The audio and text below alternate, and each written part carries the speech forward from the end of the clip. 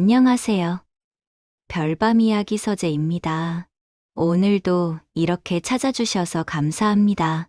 잠시 질문 하나 드리겠습니다.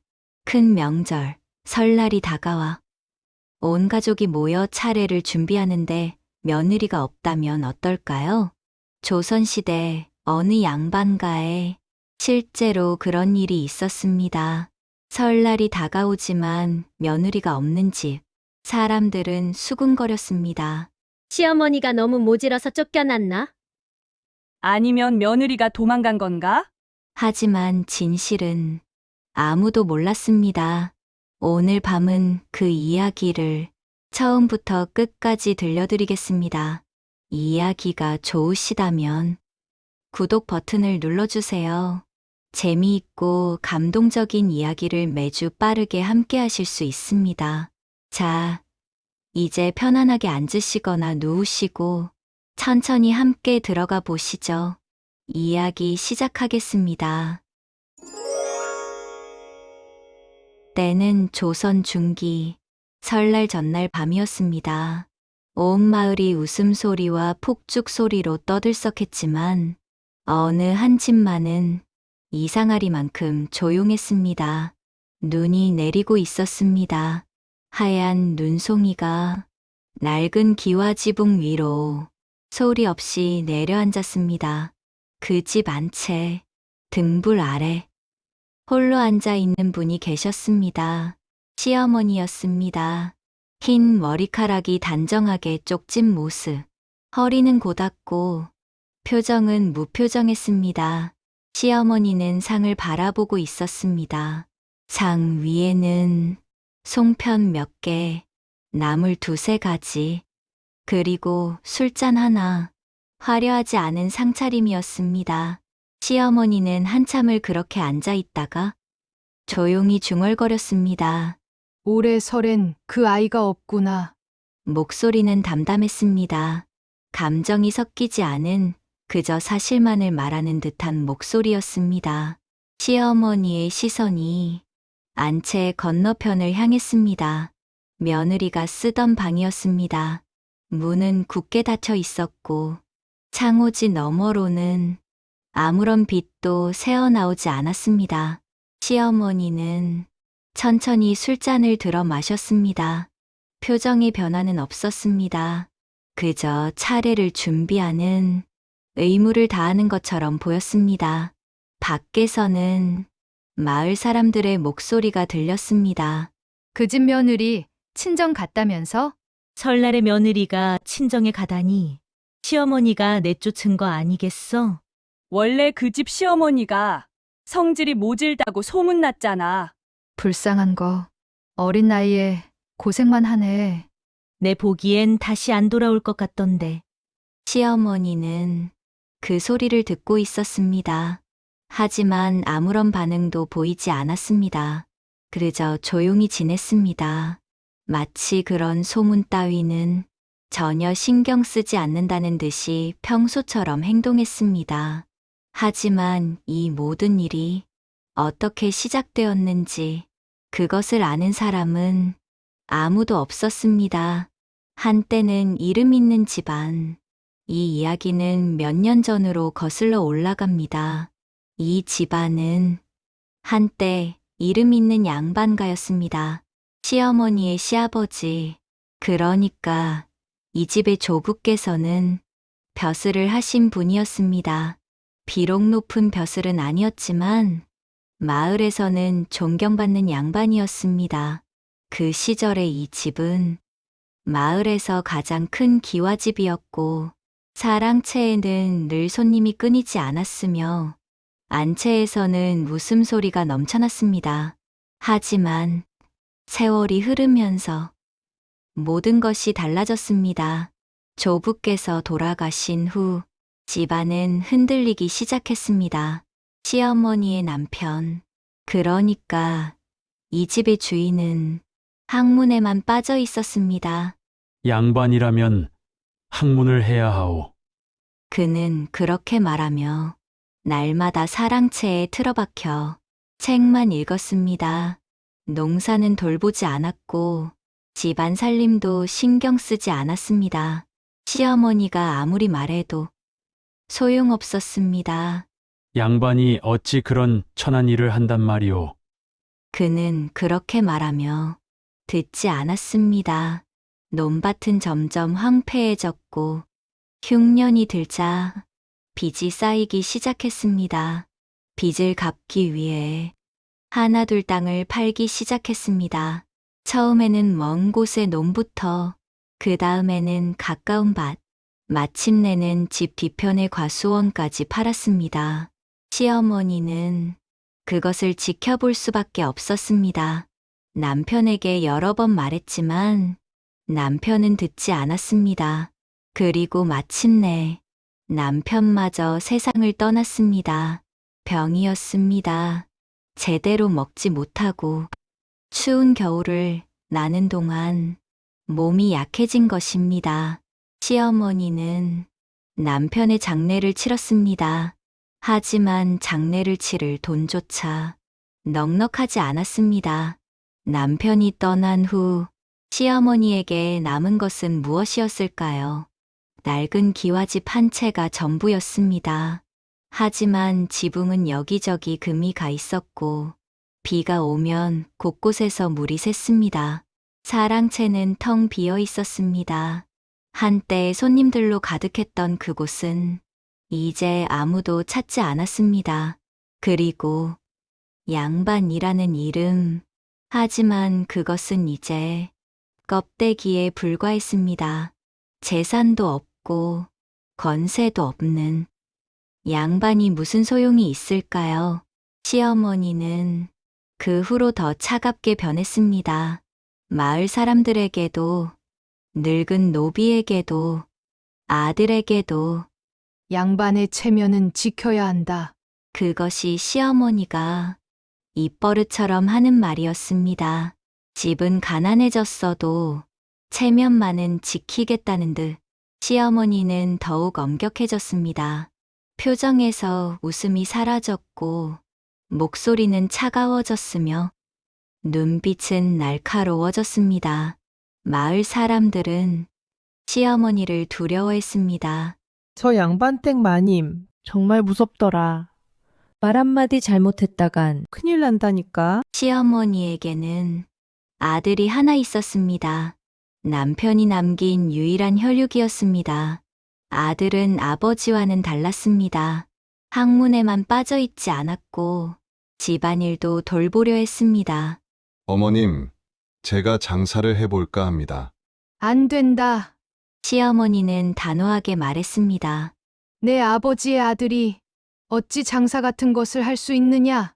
하지만 어머님, 이대로는 안 된다고 했다. 시어머니의 목소리는 차갑고 단호했습니다. 아들은 더 이상 말할 수 없었습니다. 아들이 25이 되던 해 중매가 들어왔습니다. 이윽고을의 부잣집 양반댁 교수였습니다. 시어머니는 냉정하게 물었습니다. 우리 같은 집안에 왜 그런 혼처가 오는가? 중매인이 말했습니다. 상대 집안에서 양반의 가문을 중히 여긴다 하옵니다. 시어머니는 잠시 생각하더니 고개를 끄덕였습니다. 좋다. 혼인을 받아들이겠다. 아들은 기뻐했습니다. 하지만 시어머니의 표정은 여전히 차가웠습니다. 혼인날이 다가왔습니다. 시어머니는 집안을 정리했습니다. 하지만 특별히 새 것을 준비하지는 않았습니다. 있는 것으로 하면 된다. 그것이 시어머니의 말이었습니다. 아들이 말했습니다. 어머님, 그래도 새색시를 맞이하는데 조금은 양반댁 며느리라면 이 정도로도 만족해야 한다. 시어머니는 단호하게 말했습니다. 혼인 전날 밤, 시어머니는 안채를 둘러보았습니다. 낡은 벽지, 해진 이불, 오래된 장롱. 하지만 시어머니는 아무 말도 하지 않았습니다. 그저 표정 없는 얼굴로 방을 나왔을 뿐입니다. 혼인날이 밝았습니다. 가마가 도착했습니다. 시어머니는 마당에 서서 기다렸습니다. 표정은 무표정했고 자세는 꼿꼿했습니다. 가마 문이 열리고 며느리가 내렸습니다. 붉은 치마 저고리를 입은 어린 신부였습니다. 며느리는 시어머니 앞에서 절을 올렸습니다. 어머님께 인사드립니다. 목소리는 떨리고 있었습니다. 시어머니는 며느리를 일으켰습니다. 들어가거라. 짧고 차가운 말이었습니다. 따뜻한 말 한마디 없이 시어머니는 며느리를 안채로 안내했습니다. 안채로 들어선 며느리는 주위를 둘러보았습니다. 생각했던 것과 너무도 달랐습니다. 친정은 부잣집이었습니다. 방마다 비단 이불이 깔려 있었고 장롱마다 옷과 비단이 가득했으며 식사 때마다 상에는 10가지가 넘는 반찬이 올라왔습니다. 하지만 이곳은 벽지는 낡아서 군데군데 뜯어져 있었고 이불은 삼배로 만든 것이었으며 장롱은 오래되어 삐걱거렸습니다. 며느리는 놀라움을 감추려 애썼습니다. 하지만 마음속으로는 이미 당황하고 있었습니다. 이곳이 정말 양반댁인가? 저녁 식사 시간이 되었습니다.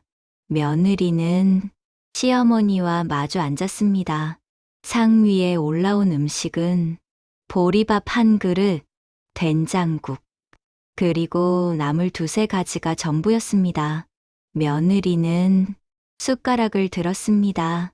친정에서는 쌀밥을 먹었습니다. 하지만 이곳에서는 보리밥이었습니다. 며느리는 천천히 밥을 먹었습니다.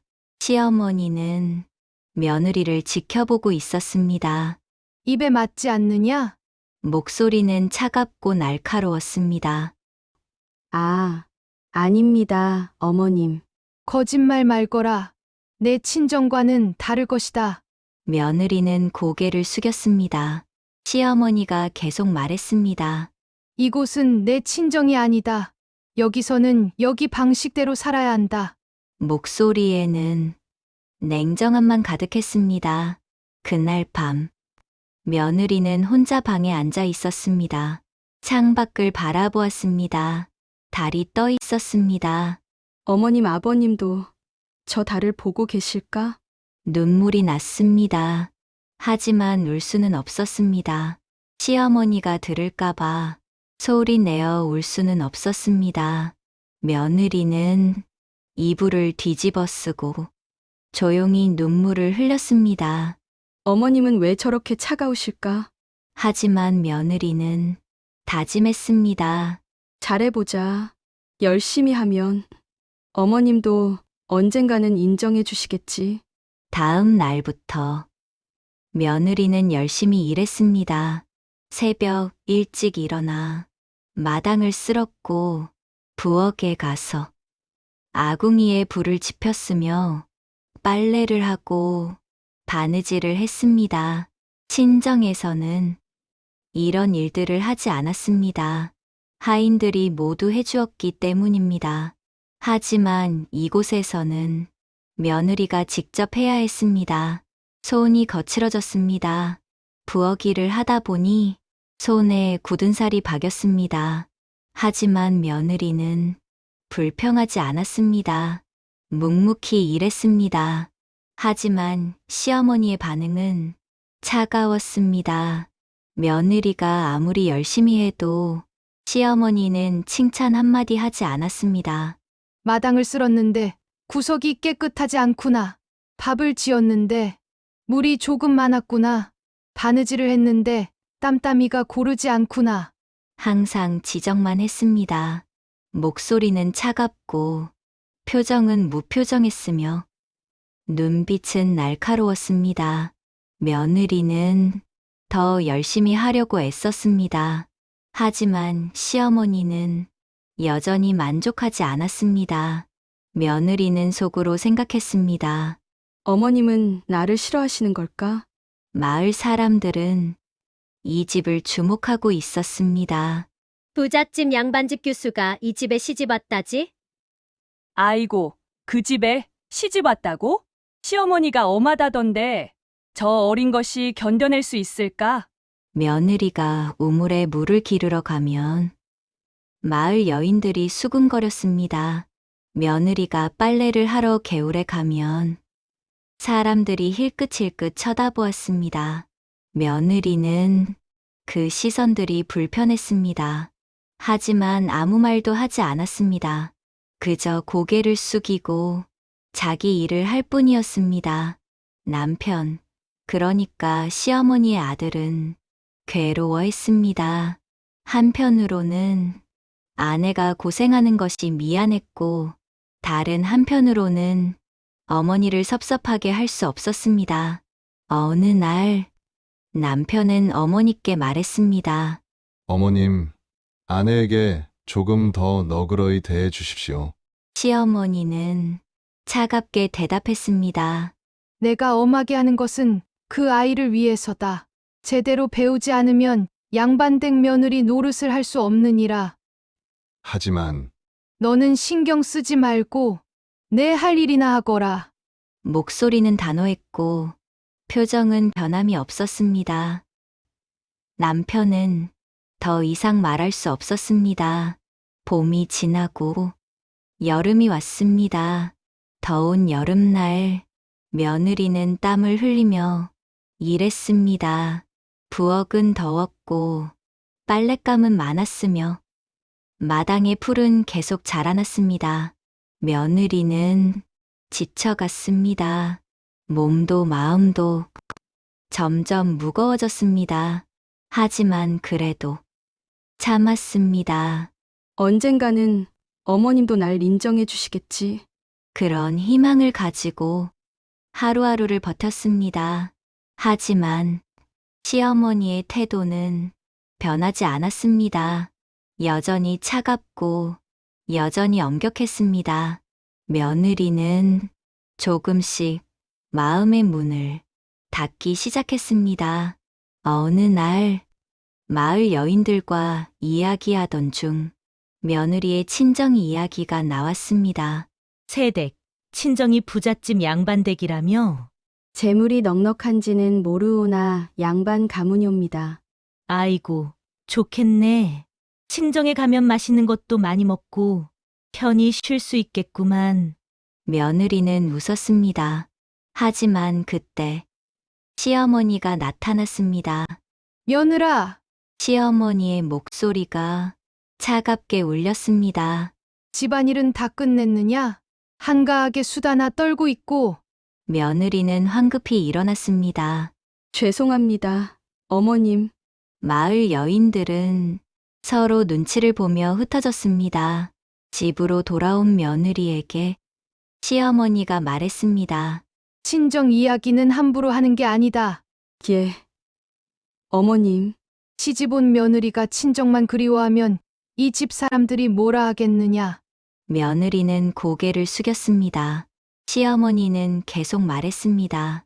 내 친정이 부유한 건 안다. 하지만 이곳은 내 친정이 아니다. 이제 이곳이 내 집이다. 이 집의 며느리로서 살아가야 한다. 목소리는 더욱 차갑고 날카로웠습니다. 며느리는 가슴이 답답했습니다. 왜 이렇게까지 꾸짖으시는 걸까? 그 후로 시어머니의 태도는 더욱 모질어졌습니다. 작은 일에도 크게 꾸짖었고 며느리가 조금이라도 실수하면 냉정하게 지적했습니다. 이것도 제대로 못하느냐? 양반댁 교수라며? 이 정도도 모르느냐? 내 친정에서는 이런 것도 안 가르쳤느냐? 며느리는 매일 시어머니의 질책을 들었습니다. 처음에는 참으려고 애썼지만 점점 마음이 무너져 갔습니다. 가을이 지나고 겨울이 다가왔습니다. 설날이 가까워졌습니다. 시어머니는 며느리에게 말했습니다. 설 준비를 해야 한다. 네, 어머님. 송편을 빚고 나무를 묻히고 집안을 청소해야 한다. 알겠습니다. 며느리는 설 준비를 시작했습니다. 하지만 시어머니는 일부러 더 어렵게 시켰습니다. 송편 크기가 고르지 않구나. 다시 빚어라. 나물에 간이 맞지 않다. 다시 묻혀라. 청소가 깨끗하지 않다. 다시 하거라. 며느리는 지쳐갔습니다. 어느 날 밤, 며느리는 마당에 나와 앉았습니다. 하늘을 올려다보았습니다. 별이 빛나고 있었습니다. 며느리는 생각했습니다. 어머님은 왜 이렇게까지 하시는 걸까? 정말 날 미워하시는 걸까? 아니면 내가 뭔가 잘못한 걸까? 눈물이 났습니다. 하지만 울 수 없었습니다. 며느리는 눈물을 닦았습니다. 그리고 다시 일어났습니다. 조금만 더 참자. 어느 날 친정에서 선물이 왔습니다. 비단 한 필과 쌀 한 가마니였습니다. 며느리는 기뻤습니다. 어머님, 친정에서 이런 것들을 보내왔습니다. 하지만 시어머니의 반응은 냉정했습니다. 친정의 신세를 지는 게 자랑스러우냐?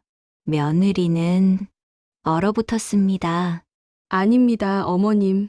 양반댁 며느리라면 친정에 기대지 말고 스스로 살림을 꾸려가야 한다. 이것을 도로 보내거라. 하지만 어머님, 내 말이 들리지 않느냐? 시어머니의 목소리는 얼음처럼 차가웠습니다. 며느리는 그날 밤 혼자 울었습니다. 며느리는 점점 마음을 닫아갔습니다. 시어머니에 대한 생각도 변해갔습니다. 처음에는 이렇게 생각했습니다. 어머님은 엄격하시지만 나를 제대로 가르치려 하시는 거야. 하지만 시간이 지나면서 생각이 바뀌었습니다. 어머님은 날 싫어하시는 게 틀림없어. 아니면 내 친정을 시기 하시는 걸까? 아니면 정말 날 이 집에서 내보내려는 걸까? 며느리는 시어머니를 이해할 수 없었습니다. 왜 이렇게까지 모질게 구는지, 왜 조금도 따뜻한 말이 없는지, 왜 항상 차갑기만 한지 이해할 수 없었습니다. 며느리는 여러 가지로 생각해 보았습니다. 어머님은 체면만 중시하시는 분인가? 아니면 집안이 몰락한 것을 내 탓으로 여기시는 건가? 아니면 정말 나를 미워하시는 건가? 어떤 답도 명확하지 않았습니다. 다만 하나 확실한 것은 시어머니가 자신을 환영하지 않는다는 것이었습니다. 며느리는 점점 친정을 그리워했습니다. 밤마다 친정 생각이 났습니다. 따뜻했던 어머니, 자상했던 아버지, 함께 놀던 동생들, 모든 것이 그리웠습니다. 며느리는 친정에 편지를 쓰려 했습니다. 하지만 쓰다가 찢어버렸습니다. 이런 편지를 보내면 친정 식구들이 걱정하실 거야. 며느리는 혼자 마음을 삼켰습니다. 어느 날 밤, 남편이 며느리에게 물었습니다. 당신 힘들지 않소? 며느리는 고개를 저었습니다. 아니에요. 어머니께서 너무 엄하게 대하시는 것 같소. 저는 괜찮습니다. 며느리는 남편에게도 속마음을 드러내지 않았습니다. 남편이 어머니와 사이가 나빠질까 걱정되었기 때문입니다. 남편은 안타까워했습니다. 미안하오. 아니에요. 제가 잘하면 돼요. 하지만 며느리는 속으로 생각했습니다. 아무리 잘해도 어머님은 만족하지 않으실 거야. 며느리는 결심했습니다. 이 집에서 마음을 주지 말자. 일은 하되 마음은 주지 않기로 했습니다. 시어머니의 말에 대답은 하되 진심을 담지 않기로 했습니다. 그저 의무로, 며느리의 도리로 살아가기로 했습니다. 며느리의 얼굴에서 웃음이 사라졌습니다. 눈빛도 차가워졌습니다. 마을 사람들이 그것을 알아챘습니다. 저 며느리 처음 왔을 때와는 다르네. 그럴 만도 하지. 시어머니가 너무 모질잖아. 불쌍한 것, 곧 친정으로 돌아갈 것 같아. 이 집의 늙은 노비는 며느리를 안타깝게 바라보았습니다. 어느 날 노비가 며느리에게 조용히 말했습니다. 며느님, 힘내십시오. 며느리는 노비를 바라보았습니다. 고맙습니다. 마님께서는 원래 저러십니다. 누구에게나 엄하시지요. 며느리는 쓸쓸하게 웃었습니다. 알고 있어요. 하지만 왜 저렇게까지 하시는지는 모르겠어요. 노비도 대답할 말이 없었습니다. 겨울이 깊어지고 설날이 더욱 가까워졌습니다. 시어머니는 며느리에게 말했습니다. 친정에 다녀오너라. 며느리는 놀라서 시어머니를 바라보았습니다. 친정에요? 그렇다. 올해 집을 비운 만큼 친정 부모님께 인사드려야 하지 않겠느냐. 목소리는 차갑고 무표정했습니다. 며느리는 시어머니의 의도를 읽을 수 없었습니다. 정말 친정에 다녀오라는 걸까? 아니면 나를 내쫓으려는 걸까?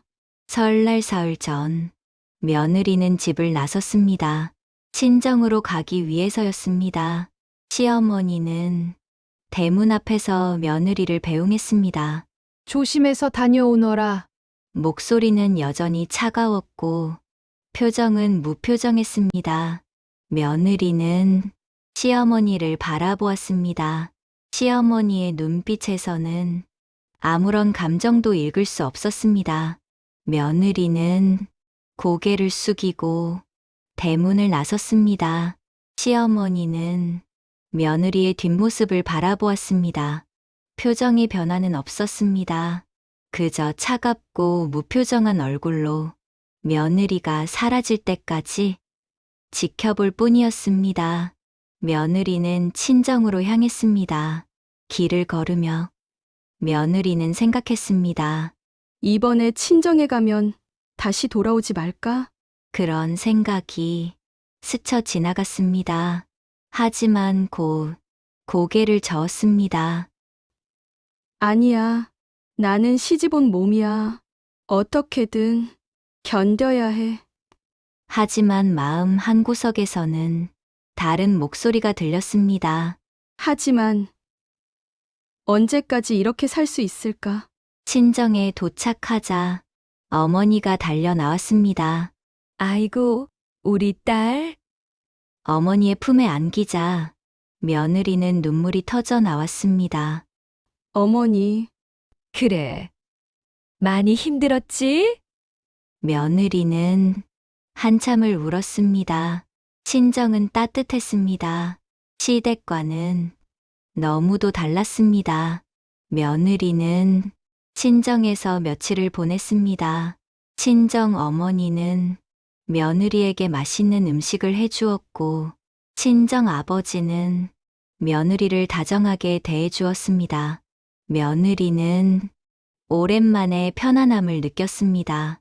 하지만 마음 한구석은 여전히 무거웠습니다. 친정 아버지가 며느리에게 조심스럽게 말했습니다. 내가 원한다면 이곳에 머물러도 좋다. 며느리는 아버지를 바라보았습니다. 아버지가 계속 말했습니다. 시댁 형편이 어렵고 시어머니가 너를 힘들게 한다면 굳이 그곳에서 고생할 필요가 있겠느냐. 며느리는 마음이 흔들렸습니다. 친정에 머문다면 따뜻한 방에서 잘 수 있고 좋은 음식을 먹을 수 있고 사랑하는 가족들과 함께할 수 있었습니다. 며느리는 밤새 고민했습니다. 시댁을 떠나는 게 정말 옳은 일일까? 한편으로는 시댁으로 돌아가고 싶지 않았습니다. 차가운 시어머니, 끊임없는 질책, 외로운 나날들.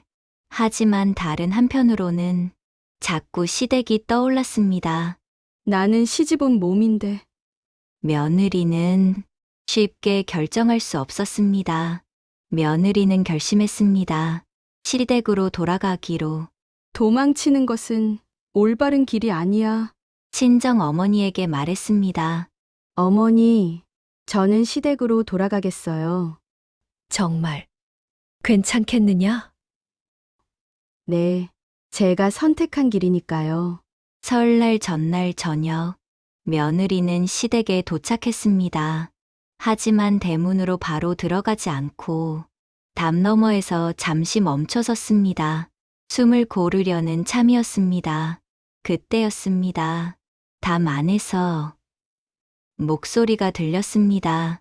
시어머니와 늙은 노비의 대화였습니다. 며느리는 무심코 귀를 기울였습니다. 노비의 목소리가 들렸습니다. 마님, 정말 며느리께서 돌아오지 않기를 바라십니까? 며느리는 숨을 죽였습니다. 시어머니의 대답이 들렸습니다. 그렇네. 며느리는 가슴이 철렁 내려앉았습니다. 역시 어머님은 날 원하지 않으셨구나. 하지만 시어머니가 계속 말하는 것이 들렸습니다. 저 아이는 이곳에 있을 아이가 아니네. 노비가 물었습니다. 무슨 말씀이십니까? 시어머니의 목소리가 떨리는 것 같았습니다. 저 아이는 좋은 집에서 귀하게 자랐네. 고운 옷을 입고 맛있는 음식을 먹으며 자랐을 것이네. 하지만 이곳은 이렇게 가난한 집이니 저 아이가 이곳에서 산다면 평생 고생만 하게 될 것이네. 며느리는 눈이 커졌습니다. 시어머니가 계속 말했습니다. 차라리 나를 미워하고 떠나는 게 낫다고 보네. 그래야 저 아이가 다시 좋은 집안으로 혼인할 수 있지 않겠는가. 며느리는 숨이 멎는 것 같았습니다. 노비가 물었습니다. 그래서 일부러 모질게 대하신 겁니까? 시어머니의 목소리가 더욱 떨렸습니다. 그렇네. 나는 일부러 저 아이에게 모질게 굴었네.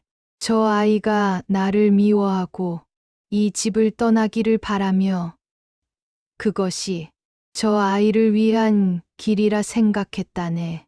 며느리는 그 자리에 주저앉았습니다. 눈물이 뺨을 타고 흘러내렸습니다. 시어머니가 자신을 미워해서가 아니라 자신을 위해서 그렇게 한 것이었습니다. 모든 모질음, 모든 차가움, 모든 냉정함이 며느리를 내보내기 위한 시어머니의 고통이었던 것입니다. 노비가 조용히 말했습니다.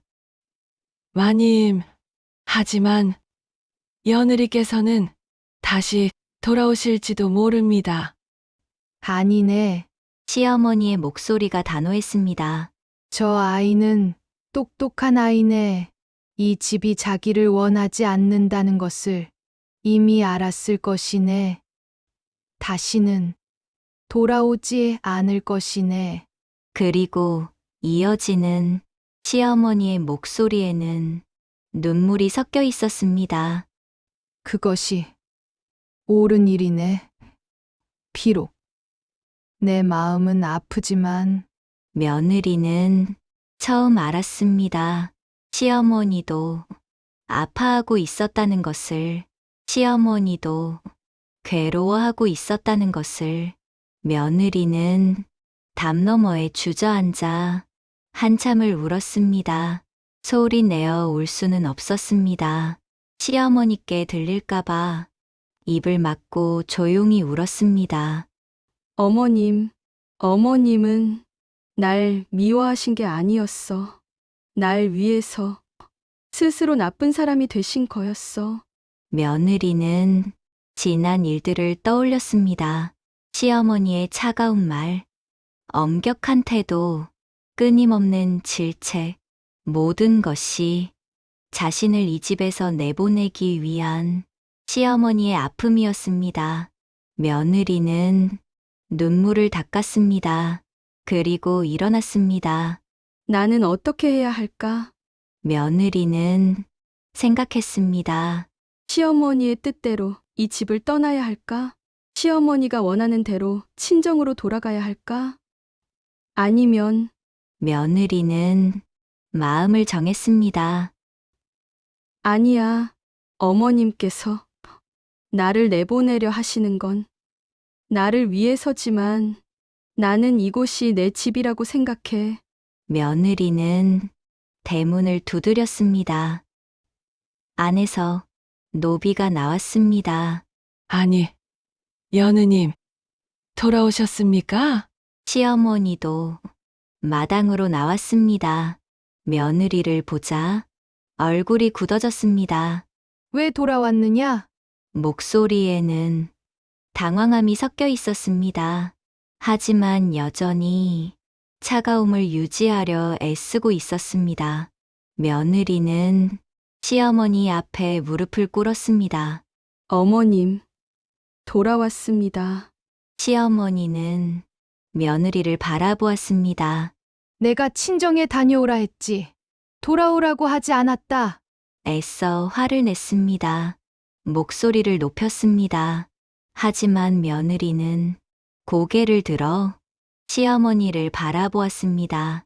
어머님의 마음을 이제 알았습니다.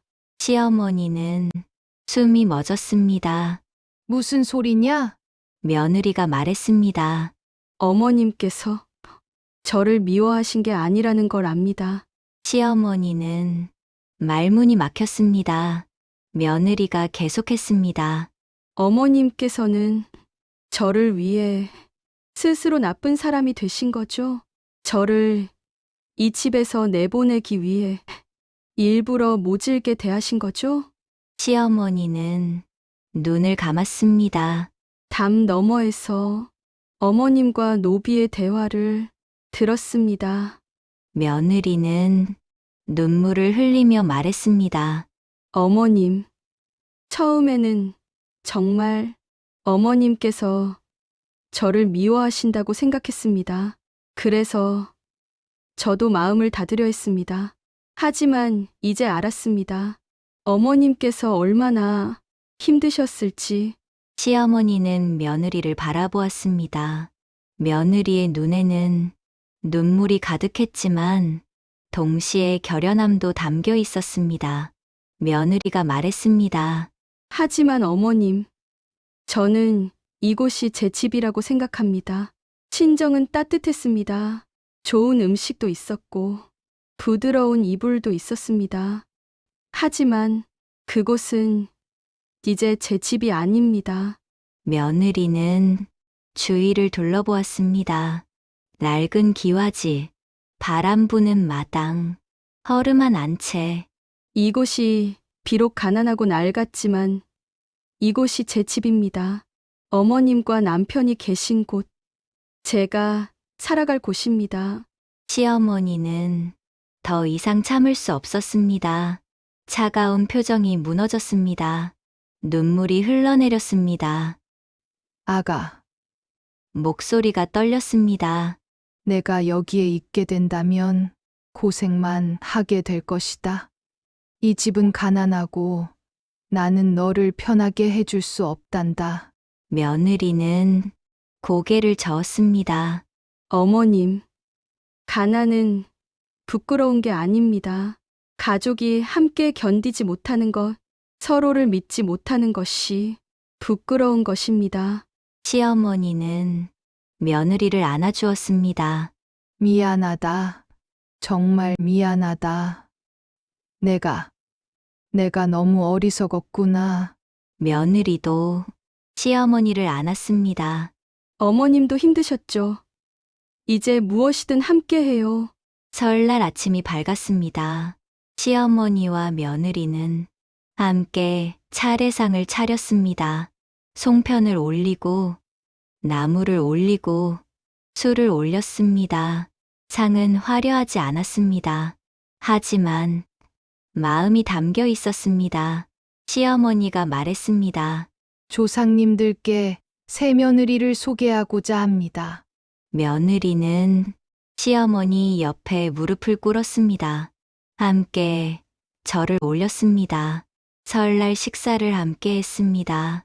보리밥과 나물 몇 가지가 전부였지만 이번에는 달랐습니다. 시어머니가 며느리에게 나물을 덜어주었습니다. 많이 먹거라. 목소리는 처음으로 따뜻했습니다. 며느리는 눈물이 났습니다. 감사합니다. 어머님. 남편은 두 사람을 바라보며 미소 지었습니다. 마침내 이 집에 평화가 찾아온 것 같았습니다. 식사 후 시어머니와 며느리는 마당에 나와 앉았습니다. 시어머니가 말했습니다. 앞으로도 힘든 일이 많을 것이다. 알고 있습니다. 나는 너를 편하게 해줄 수 없다. 며느리는 시어머니의 손을 잡았습니다. 어머님, 저는 편안함을 바라고 이곳에 온 게 아닙니다. 가족이 되러 온 겁니다. 시어머니는 며느리의 손을 꽉 잡았습니다. 고맙다. 정말 고맙다. 내가 얼마나 어리석었는지 너를 내보내는 것이 너를 위한 길이라고 생각했지만 진짜 너를 위한 길은 함께하는 것이었구나. 그날 이후 집안 분위기가 변했습니다. 시어머니는 며느리에게 더 이상 모질게 대하지 않았습니다. 대신 함께 일하고 함께 이야기하며 함께 웃었습니다. 며느리도 마음을 열었습니다. 이 집을 진정한 자신의 집으로 여기게 되었습니다. 마을 사람들이 그 변화를 알아차렸습니다. 저 집, 요즘 분위기가 좋던데? 그러게, 며느리도 밝아지고 시어머니도 부드러워졌어. 참 묘한 집이야. 가난한데도 웃음이 끊이지 않아. 설날에 무슨 일이 있었던 게 분명해. 늙은 노비는 두 사람을 보며 흐뭇하게 웃었습니다. 이제야 이 집에 봄이 온 것 같습니다. 시어머니가 말했습니다. 그렇구나. 내가 너무 오랫동안 겨울 속에 살았구나. 며느리가 말했습니다. 이제 함께 봄을 맞이해요, 어머님. 그렇게 그들은 가난하지만 서로를 의지하고 믿으며 진정한 가족이 되었습니다. 오늘의 이야기는 여기까지입니다. 오늘 이야기 어떠셨나요?